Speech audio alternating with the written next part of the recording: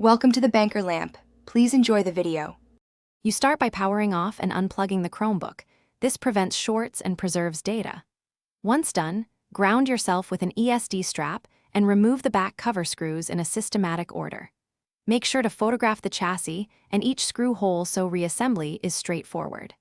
Next, gently pry the case using a spudger along the seams to release clips.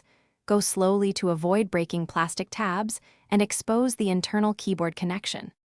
With the internals exposed, identify the keyboard ribbon cable and the small ZIF connector that secures it. You do this to avoid tearing the cable. Once located, flip the latch up and slide the ribbon out straight, not at an angle.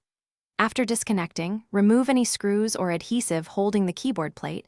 Use a thin pick to separate the keyboard from chassis, keeping track of foam pads and spacers.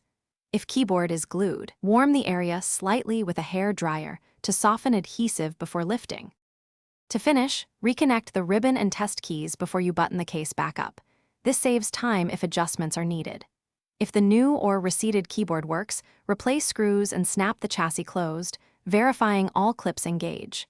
If keys remain unresponsive, reopen and inspect the connector for bent pins, debris, or damaged traces. Make sure the ZIF latch fully locks. If damage is suspected or you're under warranty, stop and contact support to avoid voiding coverage.